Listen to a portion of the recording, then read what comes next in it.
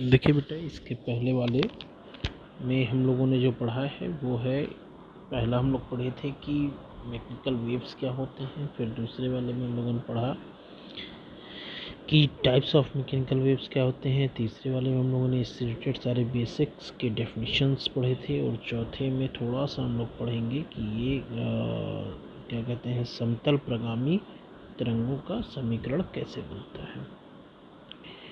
ये कहें equations of plane progressive wave. तो कहेंगे कि जब किसी माध्यम में क्या होती है, कोई तरंग जो है वह संचरित होती है और उस समय पर यदि क्या हो कि जो माध्यम के कण हैं वह सरल आवर्त गति करने लगे, यानी सरल आवर्त गति में कंपन करने लगे, तो इस तरह के तरंग को हम लोग जो है सरल आवर्त प्रगामी तरंग कहते हैं, या सिंपली सरल आवर्त गति भी कहते हैं, या कहें कि सिंपल हार्मोनिक प्रोग्रेसिव वेव कहते हैं। जो कंपन की कला होती है वह क्या होती है कि एक कण से दूसरे कणों तक क्या होती है, पर बदलती रहती है और जो तरंग एक ही तल में आगे बढ़ती रहती है। जैसे तालाब की सतह पर अगर क्या हो, उत्पन्न तरंग उत्पन्न हो, या डोरी में उत्पन्न तरंग हो इत्यादि, उसे हम लोग क्या कहते हैं, क्योंकि वो जैसे मान लीजिए द्रव के सतह पे होगा तो समतल होता है, तो समतल होगा। इसी तरह से डोरी जो होगी वो बिल्कुल सीधी होगी, तो उस कंडीशन में हम लोगों को दिखेगा तो उसको कहते हैं क्या, तो कहेंगे समतल प्रगामी तरंग कहते हैं, ठीक है, या कहते हैं प्लेन प्रोग्रेसिव वेव्स। अब इसमें जैसे यहाँ पे क्या कह रहा है कि ये आगे की तरफ डायग्राम वगैरह दिया हुआ और कैसे इसको बनाया है, तो डायग्राम के साथ अगर हम लोग देखना शुरू करें तो कहेंगे कि एक जो समतल प्रगामी तरंग होती है वह एक्स अक्ष की धनात्मक दिशा में, यानी कि पॉजिटिव डायरेक्शन, बाएं से दाएं की ओर धनात्मक दिशा में अगर v वेग से क्या हो, कोई तरंग जो है वह संचरित हो रही हो, तो तरंग की जो तरंग दैर्घ्य होगी अगर वह लैम्डा हो, तो सरल आवर्त गति करने वाले माध्यम के कणों का जो आयाम है वह स्मॉल a हो, तो हम लोग ये देखेंगे कि पोजीशनिंग 0 से स्टार्ट होते हुए 1 2 3 4 5 6 7 8 9 तक जा रही है, और जब 1 से लेके 9 तक जा रही है तो 1 2 3 पर वो मैक्सिमम हो रहा है विस्थापन में। फिर देखिएगा 4 5 पे वो फिर से क्या हो रहा है, अपने माध्य स्थिति में आ रहा है। फिर 6, जब 5 से 6 की तरफ बढ़ रहा है तो वो दूसरी दिशा में जा रहा है। फिर इसी तरीके से 7 पे वो दूसरी दिशा में मैक्सिमम विस्थापन पे आ जाता है। 8 पर वह वापस जो है 8 की ओर बढ़ने 7 से 8 की ओर बढ़ने पर वापस अपने मेन पोजीशन साम्य स्थिति की ओर आता है, और 9 पर क्या होता है, वह फिर से अपने साम्य स्थिति में आ जाता है। और इस तरह से क्या होता है, एक ऑक्सीडेशन जो है वो कंप्लीट हो जाता है। इसका जब हम लोग क्या करते हैं, सबों को मिलाकर एक वक्र बनाते हैं जो तरंग की तरह से हमको दिखता है, और कहेंगे कि समय मापन उस क्षण से आरंभ किया जाता है जब मूल बिंदु 0 या कहें O पर स्थित एक कण 1 एक कंपन करना आरंभ करता है, और t समय के पश्चात कण का जो विस्थापन समीकरण होता है वह क्या हो जाता है, तो कहेंगे कि y = a sin omega t होता है।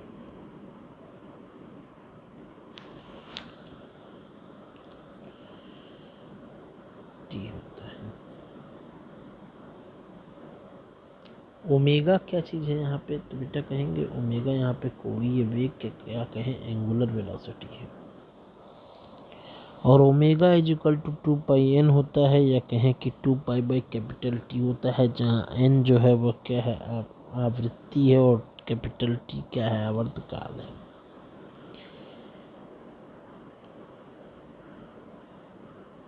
इसी तरह से अगर हम लोग क्या करते हैं, और दूसरा कण P मान लेते हैं, जो क्या है O से x दूरी पर स्थित है। जैसे जैसे हम लोग क्या करते हैं कि तरंग O से आगे की ओर बढ़ते हैं, तो आगे की ओर बढ़ने पे हम लोग क्रमशः आगे वाले माध्यम कण या कंपन आरंभ करते जाते हैं, और इससे स्पष्ट है कि कण P कण O के कंपन आरंभ करने के x/v सेकंड के बाद कंपन आरंभ करेगा। कहाँ से आया x/v? तो x है दूरी और v है चाल, और समय है t डैश। तो कहेंगे कि t डैश यानी चाल बराबर दूरी बटा समय, तो समय बराबर दूरी बटा चाल। दूरी है x और चाल है v, यानी दूरी बटा चाल, यानी कि x/v जो है वो समय t डैश को बता रहा है। इसीलिए आगे जो है कहेंगे कि जो किसी क्षण जब हम लोग पॉइंट P को, कण P को देख रहे हैं, तो उसकी स्थिति हमेशा वही होगी जो x/v सेकंड पहले कण O वाले की रही होगी। इस प्रकार यदि क्षण t पर कण P का विस्थापन समीकरण ज्ञात करना है, तो समीकरण 1 में हमको यानी y = a sin omega t में उतना समय हमको माइनस करना पड़ेगा, यानी t माइनस टी डैश की कंडीशन आएगी, और t डैश = x/v है। तो वही कह रहा है कि समीकरण 1 जो y = a sin omega t है, उसमें t के स्थान पे t माइनस टी डैश या कहें t माइनस x/v रखना पड़ेगा। जैसे ही आप विस्थापन के जनरल समीकरण y = a sin omega t में t की जगह पे t माइनस टी डैश रखते हैं, इक्वेशन हो जाता है y = a sin omega t minus T dash in the bracket. फिर टी डैश की जगह पे हम x/v रखेंगे, तो इक्वेशन हो जाएगा y = a sin omega, bracket के अंदर होगा t माइनस x/v। जब आप क्या करते हैं, अगर v को आप कॉमन लेके बाहर लेते हैं, तो हो जाएगा y = a sin omega by v, in bracket के अंदर होगा vt माइनस x। ओमेगा होता है बेटा 2πn और v = n लैम्डा होता है। जैसे ही हमने रखा ओमेगा की जगह पे 2πn और v की जगह पे n लैम्डा, अब इक्वेशन हो जाएगा y = a sin 2πn by n lambda, bracket के अंदर vt माइनस x। n से n जो है बेटा कैंसिल हो जाएगा ऊपर नीचे, बचेगा y = a sin 2π by lambda vt minus x।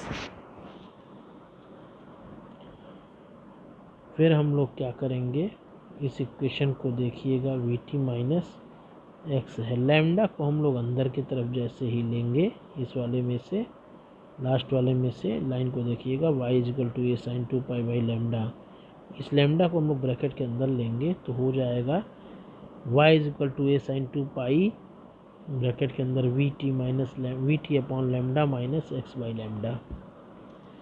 v की जगह पे n लैम्डा रखेंगे और लैम्डा से लैम्डा को कैंसिल करेंगे, और बचेगा nt, n की जगह पे 1/t रख देंगे, और आ जाएगा 1/t, और इक्वेशन हो जाएगा y = a sin 2π, ब्रैकेट के अंदर small t upon capital T minus x by lambda. इस तरह से हमको जो है सारे इक्वेशन मिलते हैं। जब ये धनात्मक में जाता है, तो हम लोग देख रहे हैं माइनस x बाई लैम्डा की कंडीशन आ रही है, माइनस। जब अक्ष ऋणात्मक जाएगा, तो इक्वेशन में क्या होगा, बेटा माइनस x के जगह पर उतने समय के बाद वह चीज़ होगा, तो लिखेंगे प्लस x, तो हो जाएगा यही equation y = a sin omega t A sine omega bracket में टी प्लस टी डैश की वैल्यू एक्स बाई लेमडा, तो हो जाएगा T plus x by lambda. फिर वहाँ से सेम इक्वेशंस होंगे और सारी चीज़ें बस माइनस के जगह पे ब्रैकेट के अंदर प्लस हो जाएंगी।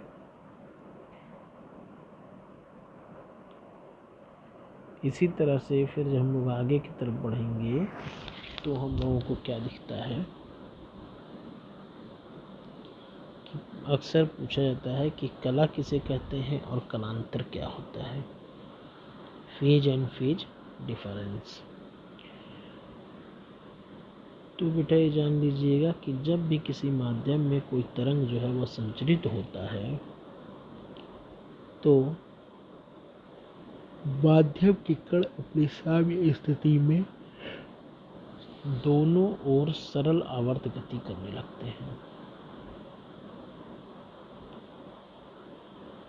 सभी कण साम्य स्थिति में दोनों ओर एक ही प्रकार के कंपन करते हैं, परंतु किसी क्षण पास पास के कुछ कणों के विस्थापन व गतियां और गति की दिशाएं भिन्न भिन्न होती हैं। अर्थात भिन्न भिन्न कण कंपन की भिन्न भिन्न कलाओं में होते हैं।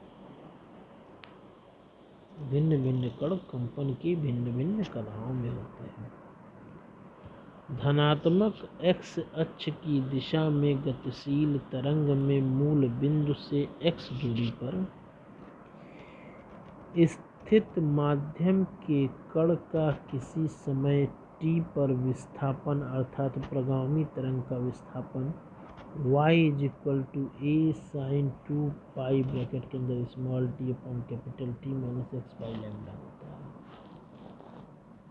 और इससे स्पष्ट है कि विस्थापन y का जो मान होता है वह साई के साइन के क्या होता है, तो कहेंगे कोणांक का आर्गुमेंट ऑफ साइन अर्थात 2 पाई और ब्रैकेट के अंदर small t upon capital T minus x by lambda पर निर्भर करता है।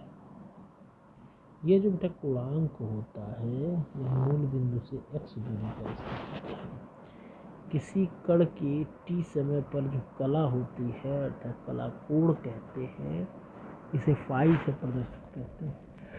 इस फाई का मान होता है 2 पाई, फाई = 2 पाई ब्रैकेट के अंदर small t minus small t upon capital T minus x by lambda.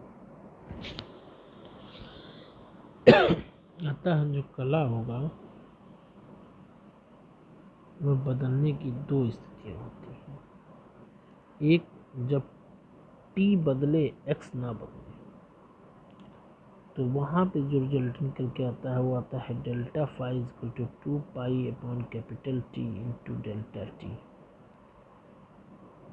और जब समय बदले होता है तो हो जाता है कलांतर डेल्टा फाई = φ1 माइनस φ2 की कंडीशन, और वहाँ पे हमको मिल जाता है निकल के जब सॉल्व करेंगे तो निकल के आता है डेल्टा फाई = 2 पाई ब्रैकेट के अंदर small x1 upon lambda minus x2 upon lambda, lambda को बाहर लेंगे हो जाएगा 2 delta phi = 2 pi by lambda bracket के अंदर x1 माइनस x2 बेटा डेल्टा x होगा, तो कहेंगे delta phi = 2 pi by lambda into delta x होता है।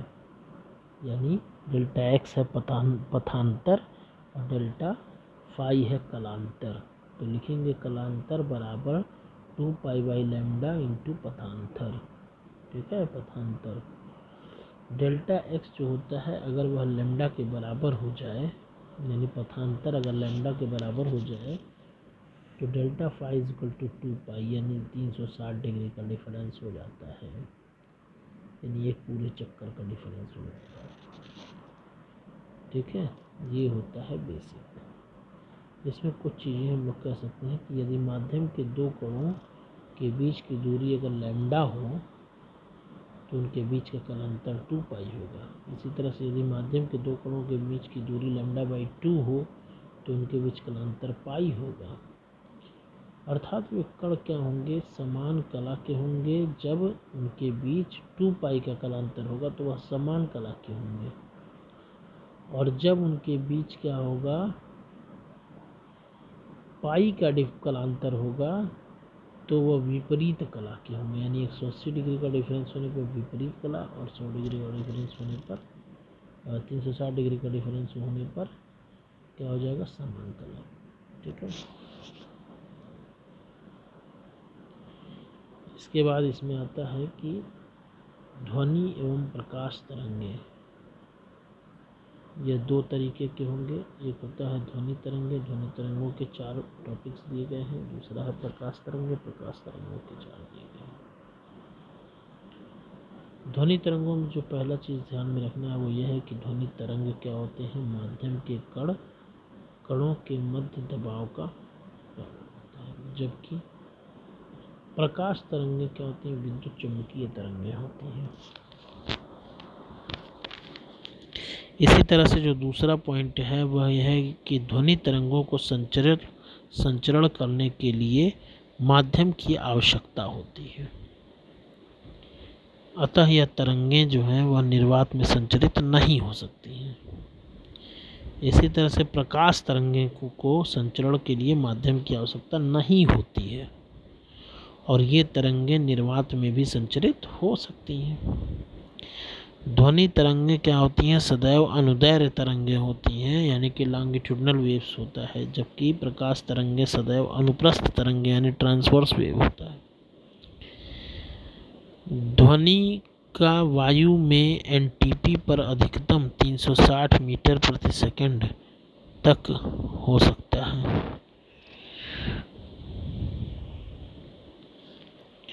जबकि प्रकाश का निर्वात में तथा वायु में जो अधिकतम वेग होता है वह होता है बेटा 3 × 10⁸ मीटर पर सेकेंड।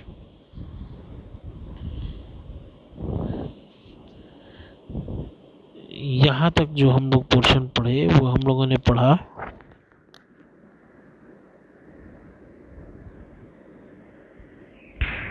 कि समतल प्रगामी तरंगों का समीकरण कैसा होगा, यानी equation of plane progressive wave, कलांतर और पथांतर में डिफरेंस, उनके बीच का रिलेशन, इक्वेशन तरह तरह के, और उसके बाद आया ध्वनि तथा प्रकाश में अंतर। इसके बाद हम लोग जो अगले चैप्टर में पढ़ना है उसको छोड़िए, फिलहाल में देख लेते हैं कि प्रिंसिपल ऑफ सुपरपोजिशन यानी अध्यारोपण का सिद्धांत क्या है। तो कहेंगे कि जब भी कोई क्या होता है कि माध्यम का प्रत्येक कण का किसी क्षण परिणामी विस्थापन जो है वह दोनों तरंगों द्वारा अलग अलग उत्पन्न तरंगों के बीच गणितीय योग के बराबर होता है। सही बात है। और इसी सिद्धांत को हम लोग अध्यारोपण का सिद्धांत, थोड़ा सा जनरल लैंग्वेज में अगर कहें तो कहेंगे कि जब भी कोई प्रगामी तरंग जो है वह किसी माध्यम में संचरित होगी तो माध्यम के जो कण होंगे वह क्या होगा, अपनी माध्य स्थिति से ऊपर नीचे कंपन करने लगेंगे। दूसरे शब्दों में कहें तो कहेंगे कि तरंग में अपने मार्ग में स्थित माध्यम के प्रत्येक कण को हम लोग क्या कहते हैं, साम्य स्थिति से विभाजित कर देते हैं। इससे क्या पता चलता है, तो कहेंगे कि स्पष्ट है कि यदि किसी माध्यम में ध्वनि तरंगें एक साथ संचरित हों तो माध्यम का प्रत्येक कण क्या होगा, दोनों ही तरंगों द्वारा एक साथ विस्थापित होगा। अतः दोनों तरंगों के अध्यारोपण का सिद्धांत क्या होगा, तो कहेंगे कि माध्यम के प्रत्येक कण का किसी क्षण परिणामी विस्थापन दोनों तरंगों द्वारा अलग अलग विस्थापन उत्पन्न विस्थापनों के बीच गणितीय योग के बराबर, यानी y = y1 + y2 की कंडीशन होगी। ठीक है। इसी की बात आता है बेटा कि अध्यारोपण के भेद 3 प्रकार के, व्यतिकरण, विस्पंद और अप्रगामी तरंगें। व्यतिकरण यानी इंटरफेरेंस क्या होता है, तो कहेंगे कि जब दो समान आवृत्ति की दो तरंगें एक ही दिशा में चले और चलकर अध्यारोपण बनावे तो इस अध्यारोपण को व्यतिकरण कहा जाता है। दूसरा, जब विस्पंद या बीट, तो कहेंगे कि जब लगभग समान आवृत्ति की दो तरंगें क्या एक ही दिशा में चक्कर लगाकर अध्यारोपण करें तो क्या कहेंगे, विस्पंद यानी बीट्स कहेंगे। इसी तरह से तीसरा होता है अप्रगामी तरंगे यानी सेकेंडरी वेव्स।